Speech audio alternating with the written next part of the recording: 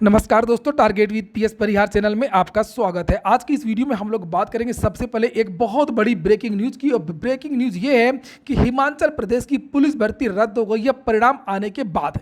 उसके बाद में हम लोग बात करेंगे UP triple S C PET लेखपाल की।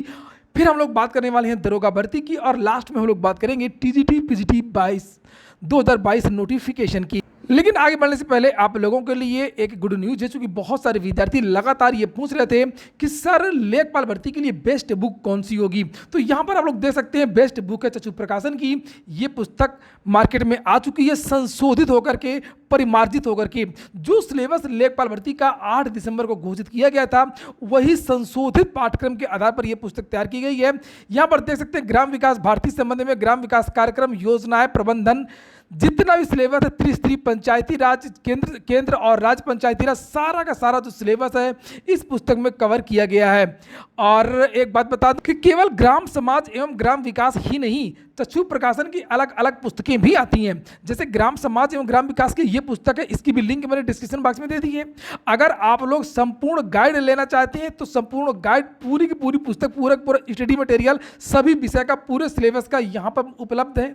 और अगर आप लोग प्रैक्टिस सेट लेना चाहते हैं तो वो भी उपलब्ध है, उसकी भी लिंक मैंने डिस्क्रिप्शन बॉक्स में दे दी है। चलिए शुरू करते हैं। और बिग ब्रेकिंग न्यूज़ है कि हिमाचल प्रदेश पुलिस भर्ती आज रद्द कर दी गई। बहुत अच्छा निर्णय है, वहाँ की राज्य सरकार ने इतना बड़ा निर्णय लिया है।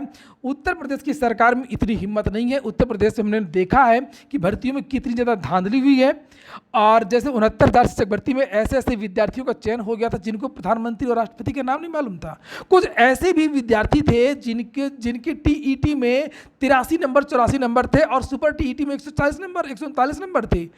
थर्ड डिवीजन विद्यार्थी हाई स्कूल इंटरमीडिएट बीए पूरा, उसके बाद में सुपर टीटी में टॉप कर बैठे थे। लेकिन इसके बावजूद भी उत्तर प्रदेश सरकार ने कुछ नहीं किया था, भर्ती कंप्लीट हो गई। केवल 69,000 ही नहीं, यहाँ पर तो विधानसभा की भर्ती आई थी, आरओ की, विधान परिषद की भर्ती भी आई थी। दरोगा भर्ती में क्या क्या नहीं हुआ कोई नहीं बोलता है, हाईकोर्ट की भर्ती में क्या क्या नहीं हुआ कोई नहीं बोलता, सरकार कुछ नहीं सुनती है।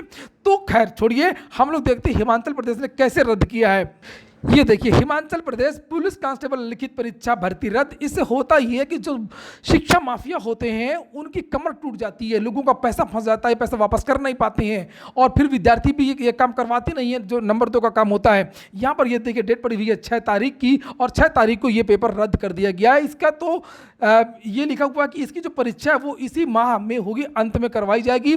हुआ ये था, परीक्षा हो चुकी थी, परिणाम भी जारी हो चुका था। और ये जब इन विद्यार्थियों को डॉक्यूमेंट वेरिफिकेशन हो रहा था, देखिए किसी ने बहुत ज़्यादा हो हंगामा नहीं किया था, हालांकि विरोध तो हो रहा था, लोगों ने कहा था कि पेपर आउट हुआ इसको रद्द करिए। लेकिन यहाँ पर कैसे संज्ञान में लिया सरकार ने, इस बात को देखने वाली बात है और काफ़ी प्रशंसनीय बात है। इसलिए मैंने हिमाचल प्रदेश की न्यूज़ को यहाँ पर रखा है। देखिए, इन विद्यार्थियों के कक्षा 10 में 50% भी नंबर नहीं थे, 40 से 45% नंबर नहीं थे। और जो परीक्षा हुई थी, लिखित परीक्षा जो हुई थी पुलिस की, उसमें 90 में 70 नंबर ले आए थे। यहाँ से शक उत्पन्न हो गया डॉक्यूमेंट वेरिफिकेशन में, और यहीं से वहाँ के एसपी जो कांगड़ा के थे, खुशहाल चंद शर्मा, इन तीनों छात्रों को धर लिया कि भाई हाई स्कूल में तुम 3rd डिवीजन हो और तुम जो लिखित परीक्षा में तुम टॉपर हो, ये कैसे हो गया। तो धांधली करना चाहिए, इन लोगों को टॉप नहीं करना चाहिए। अगर ये टॉप नहीं करते तो ये नहीं पकड़े जाते। ऐसे बहुत सारे छात्र हैं जो टॉपर थे, केवल टॉपर होने की वजह से ये पकड़े गए थे। डीजे वाला बाबू भी ऐसे ही पकड़ा गया था, हालांकि वो बाद में छूट गया। और अभी कुछ दिन पहले हरियाणा ने भी पीसीएस का जो पेपर है अपना वो रद्द कर दिया था। मेंस परीक्षा कई वहाँ की हरियाणा लोक सेवा आयोग ने वहाँ की बहुत सारी जो परीक्षाएं वो रद्द कर दी थी और उनकी नई तारीखों का ऐलान कर दिया था। ये देखिए, ये हरियाणा का जो नोटिस है जो जारी हुई थी लगभग 3 दिन पहले 2 मई को, और हरियाणा पीसीएस जो है वो रद्द कर दिया गया था। और इसकी जो नई डेट घोषित कर दी गई थी 10 जुलाई को अब ये परीक्षा होगी। तो ऐसी सरकार ने निर्णय लिया। अब बात होगी यूपी ट्रिपल एस सी की। UP triple S C PET का कल कट ऑफ जारी हो गया। हालांकि उसके बाद में विद्यार्थियों को बहुत सारी चीज़ें समझ में नहीं आई, और लेकिन समझने के लिए कोई अच्छी बात भी नहीं है। आप मत समझिए, आप केवल तैयारी करिए। और जितना कहा गया था, जितना सोचा गया था, उससे भी कम गई है कट ऑफ। ठीक है, मैंने 65 नंबर आप लोगों से बताया था कि जिनका 65 नंबर है वो विद्यार्थी क्वालिफाई कर सकते हैं, और उससे भी कम चली गई है 1 या 2 नंबर। तो ये तो अच्छी बात है कि आप लोगों को जो ज़्यादा से ज़्यादा विद्यार्थियों को मौका मिला है, लगभग 2.5 लाख विद्यार्थियों को मौका मिल रहा है, इसमें कोई दिक्कत नहीं है। लेकिन यहाँ पर कुछ छात्रों को समस्या हो गई है। समस्या ये हो गई है कि जब ये यूपी ट्रिपल एस सी ने पदों का विवरण जारी किया था तो उसमें बताए थे कि जनरल के कितने पद हैं, एससी के कितने पद हैं, एसटी के कितने पद हैं, और ये ओबीसी के कितने पद हैं, विकलांग के कितने पद हैं, ये भी बता दिया गया था। लेकिन जब कल कट ऑफ जारी की गई मुख्य परीक्षा के लिए, तो उसमें जो दिव्यांगजन होते हैं, जो विकलांग कैटेगरी है, यहाँ पर 4 प्रकार के विकलांग होते हैं और इन 4 प्रकार के विकलांगों की एक ही कट ऑफ जारी की गई है 51.12। इसको लेकर के विद्यार्थियों की समस्याएं, विद्यार्थियों को ये कहना है कि सभी विकलांगजन अलग अलग प्रकार के होते हैं। कोई दृष्टिबाधित विकलांग होता है, कोई हड्डी का आर्थो वाला विकलांग होता है, कोई कान के लिए होता है, कोई एक और होता है मेंटल लेवल का होता है। तो ये इनमें अलग अलग सीटें निर्धारित करनी चाहिए थी, सभी को एक ही कैटेगरी में नहीं डालना चाहिए। खास तौर से जो मानसिक वाले विद्यार्थी होते हैं उनकी जो कट ऑफ है वो तो और कम जानी चाहिए, उनकी सीटें अलग से आरक्षित कर देनी चाहिए। जिस तरीके से विकलांगजनों की सीटें आरक्षित की गई हैं नोटिफिकेशन में, उसी तरीके से इनकी जो अलग अलग सब कैटेगरी होती है उसको भी अलग अलग कैटेगरी में चारों को रखना चाहिए और चारों की जो कट ऑफ है वो अलग अलग बनानी चाहिए। विद्यार्थियों को ये कहना है कि इस तरीके का जो चीज़ें होती हैं वो एसएससी की जो परीक्षाएं होती हैं और जो बहुत सारी अन्य भर्तियां होती हैं सेंट्रल की, उन सभी भर्तियों में अलग अलग कट ऑफ ही बनती है। जो आंखों के होते हैं दिव्यांग, उनकी अलग कट ऑफ बनती है, जो आर्थों के होते हैं हड्डी के, उनकी अलग कट ऑफ बनती है विजुअल। तो ये इस तरीके से अलग अलग कट ऑफ बननी चाहिए, जो कि यहाँ पर नहीं किया गया। तो कुछ छात्र हैं ये जिन्होंने ज्ञापन भी दिया, उत्तर प्रदेश सरकार को ईमेल भी किया है और यहाँ पर इनका ये पूरा पत्र है, आप लोग देख सकते हैं। वही बात इन्होंने लिखी है कि ये जो दृष्टिबाधित हैं, 36 आरक्षण के बारे में बताया है। जैसे दृष्टिबाधित हैं उनकी सीटें, ये देखिए पूरा लिखा हुआ है, एम मेंटल वाला, डिसेबिलिटी वाला, तो ये सबकी अलग अलग सीटें यहाँ पर ये दी गई हैं ये। लेकिन कट ऑफ इनका जो है वो एक ही कर दिया है, सीटें अलग अलग हैं, कट ऑफ एक कर दिया है। तो ये सरासर अन्याय विद्यार्थियों का कहना है। और अब ये लिखा कि 4% आरक्षण इनको अलग से दिया जाता है, 36 आरक्षण। तो अब ये विद्यार्थी कह रहे हैं कि सरकार तो मानेगी नहीं और अब हम कोर्ट जा रहे हैं। इन विद्यार्थियों ने अपना जो है मोबाइल नंबर भी जारी किया है, आप लोग इनसे कांटेक्ट कर सकते हैं अगर कोई विद्यार्थी इस तरीके का हो। जैसे देखिए इसमें भर्ती फंसने की कोई बात नहीं है, कोई विद्यार्थी ये ना सोचे कि भर्ती फंसेगी। अब ये विकलांग जन छात्र हैं, दिव्यांग हैं, इन्होंने मुझसे अनुरोध किया था कि सर प्लीज़ ऐसा हमारा अपील कर दीजिए, हमारी बात रख दीजिए। तो ये चैनल सभी के लिए है, चाहे वो दिव्यांग हो, चाहे वो महिला हो, चाहे वो ग्रामीण छात्र हो, चाहे वो शहरी क्षेत्र के छात्र हों। फिलहाल इनका नंबर देख लीजिए 8708446590। ये नंबर है दिव्यांग छात्रों का, जिनका कहना है कि इनकी अलग अलग से कट ऑफ बननी चाहिए। एक और छात्र हैं, आप लोग इनसे भी मिल सकते हैं, जिनका नंबर यहाँ पर स्क्रीन में है 6386314210।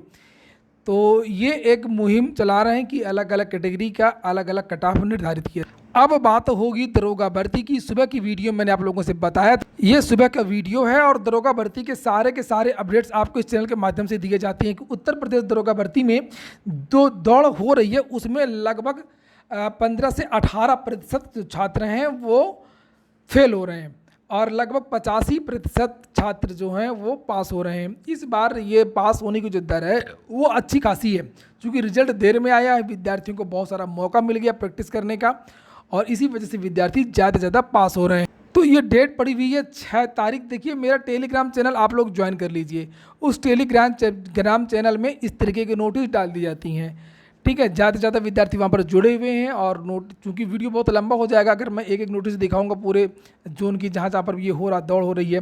50 छात्र थे, 6 छात्र फेल हुए हैं, 44 छात्र यहाँ पर पास हो गए। बात हो रही है बरेली की आज की। बरेली में दूसरे बैच की अगर हम लोग बात करें तो दूसरे बैच का भी देख लीजिए। 45 छात्रों का बैच था, 37 छात्र पास हो गए, 8 छात्र फेल हो गए। यहाँ पर 6 तारीख की डेट पड़ी हुई है, आज ही की है और बरेली की बात हो रही है। तो कहीं पर 12% तो कहीं पर 15%। एक और न्यूज आ गई है कि एसएससी जीडी पीईटी के जो एडमिट कार्ड हैं वो जारी कर दिए गए हैं। ये देखिए लिखा हुआ है एसएससी जीडी 2021 राइफलमैन, ये देखिए असम राइफल्स और एडमिट कार्ड स्टेटस। तो आप लोग जो एडमिट कार्ड का जो स्टेटस है वो चेक कर सकते हैं। ये जो एग्ज़ाम है 18 मई से लेकर के 9 जून तक होंगे। ये एडमिट कार्ड यानी फिजिकल इन विद्यार्थियों का 18 से लेकर के 9 के बीच में होना है। बात करते हैं टीजीटी पीजीटी की। काफ़ी दिन से कोई सूचना नहीं मिल रही है और सूचना ये है कि प्रतियोगी छात्रों ने, खासतौर से प्रतियोगी छात्र मोर्चा के जो अध्यक्ष है विकी खान, उन्होंने अभी कुछ दिन पहले वो गए थे माध्यमिक शिक्षा सेवा चयन बोर्ड, वहाँ के अधिकारियों से वार्ता की थी कि जो पदों की संख्या है उसको बढ़ाया जाए और नया विज्ञापन जल्द से जल्द जारी किया जाए। इसको लेकर कोई ठोस आश्वासन तो नहीं दिया गया। इसको लेकर के चेयरमैन से मिलने की बात कही गई थी। चेयरमैन से मिलने का समय दिया गया, जिसे आप लोग इस नोटिस में देख सकते हैं। लिखा हुआ है प्रेषक सचिव माध्यमिक शिक्षा सेवा चयन बोर्ड सेवा में विकी खान, अध्यक्ष प्रतियोगी छात्र मोर्चा। लिखा प्रार्थना पत्र दिनांक 19 तारीख को ये प्रार्थना पत्र दिया गया था, और जो चेयरमैन है वो मिलने का समय दिया उन्होंने 23 मई 2022 11:30 से लेकर के 12 बजे तक के लिए। एक महीने बाद अगर आप चेयरमैन से मिलना चाहते हैं माध्यमिक शिक्षा सेवा चयन बोर्ड के, तो एक महीने बाद का समय लगभग मिलता है छात्रों को। और यानी कि मुख्यमंत्री से आप मिल सकते हैं, पीएम से भी मिल सकते हैं, लेकिन चेयरमैन से अगर मिलना है तो एक महीना पहले आपको अर्जी लगानी होगी। और ये हो गया आज का वीडियो। असल में इंतजार ये है कि काफ़ी दिन से चयन बोर्ड के बारे में कोई ठोस जानकारी नहीं आ रही है। विद्यार्थियों को इंतजार है कि आखिरकार क्या हो रहा है, कब तक सदस्य आएंगे। अभी तक सदस्यों की नियुक्ति नहीं हो पाई है। उसके बाद में अधियाचन पोर्टल कब खोला जाएगा, क्योंकि पदों की संख्या भी बढ़नी है। अभी तो वेरिफिकेशन हो रहा है, वेरिफिकेशन के बाद में फिर नए पदों के लिए पोर्टल खोला जाएगा जो मांग कर रहे हैं विद्यार्थी। तो कुल मिलाकर के कितना समय लगेगा, तो इसके बारे में हो सकता है कि जब चेयरमैन से बातचीत होगी 23 तारीख को, तो सारे के सारे जो तथ्य हैं वो निकल करके आएंगे। इसको लेकर के विकी खान ने एक पोस्ट भी किया है, जिसको आप लोग यहाँ पर देख सकते हैं। ये विकी खान ने लिखा हुआ कि 23 मई को आदरणीय अध्यक्ष महोदय चयन बोर्ड से मिलने का समय प्राप्त हुआ। प्रतियोगी छात्र हितों के विभिन्न मुद्दों एवं अधिकतम सीटों के साथ में नए विज्ञापन को लेकर के प्रतियोगी मोर्चा के प्रतिनिधिमंडल से 2 टूक वार्ता होगी। तो ये अंदाज़ा लगाया जा रहा था कि ये इसका जो नोटिफिकेशन है वो जुलाई या अगस्त के महीने में आएगा। ठीक है, मैंने पहले आप लोगों से बताया था जुलाई या अगस्त के महीने में आएगा, लेकिन जो ऑफिशियल जानकारी है तो हो सकता है कि ये 23 तारीख को जो मुलाकात होगी प्रतियोगी छात्र मोर्चा की, तब ये तथ्य निकल करके आएंगे। जो भी अपडेट्स होंगी सारी की सारी आपको इस चैनल के माध्यम से दे दी जाएंगी। ये हो गया आज का वीडियो। पूरा वीडियो सुनने के लिए बहुत बहुत धन्यवाद।